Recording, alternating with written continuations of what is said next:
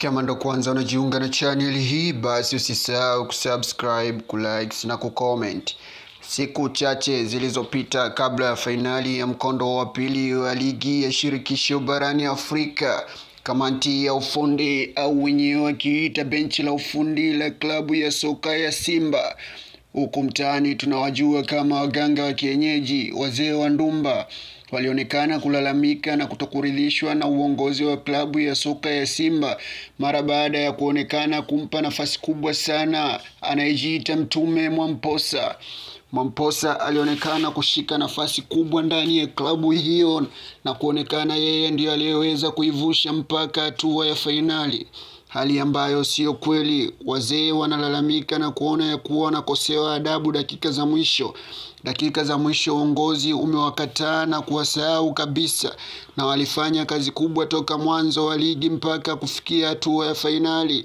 Jambo la kumalizia tu wakaekwa pembeni. Wazee walikasirika na kuahidi ya kuwa kama hawatosikilizwa na viongozi na kuja kupigiwa magoti na kupewa nafasi kubwa ya kuweza kuivusha klabu na kunyakua kombe, basi wataungana na kuifelisha klabu ili ishindwe kabisa kunyanyua makwapa. Na hilo ndilo lililotokea. Mara baada ya fainali, wazee wameibuka tena na kusema kama viongozi wa soka wa Simba hawatorudi kwao na kuwaomba msamaha na kuwalipa baadhi ya fedha zao wanazowadai, basi wako tayari kuhakikisha Simba hata taji la ligi kuu hawawezi kulinyakua, wataishia kwenye ndoto tu. Hivyo viongozi wa Simba wanapaswa kuwa makini na wasidharau maneno ya wazee. Wahenga walisema mdharau mkataa kwao mtumwa. Simba wameacha asili yao na kujikita zaidi na Mtume Mwamposa, ambaye ameshushwa hapa kwa ajili ya kuhudumia watu wenye shida zao na matatizo zao.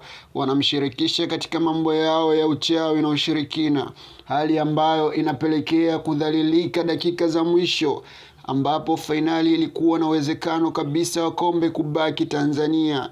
Isipokuwa dharau, jeuri, kiburi ya viongozi kuamini ya kwamba wale walioyatenda mwanzo hawezi kuyafanikisha dakika za mwisho na kuwatenga wazee hao na kuwaacha solemba, huku wakiwalimbikizia madeni kibao kwa ahadi nyingi.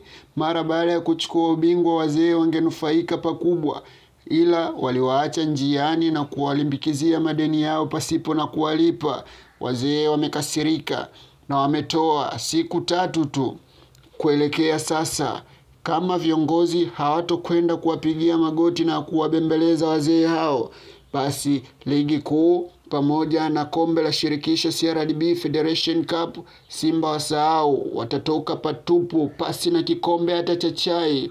Wazee wamedhamiria, wazee wamepania, wazee wananyanyasika na dharau ambazo zinaoneshwa na viongozi, wakimtaja Mo kuwa mhusika mkuu wa dharau hizo pamoja na Mzee Mangungu. Wazee wametoa siku hizo 3. Kama watu watapuuza, yataendelea kuwakuta mazito ambayo yaliwakuta pale visiwani Zanzibar na kutokuamini kile kilichotokea. Wazee wanasema kama walikuwa na uwezo wa kuwavusha mpaka fainali, basi wana uwezo wa kuwashusha mpaka daraja la pili kama wasipofanya kile ambacho wazee wanakitaka.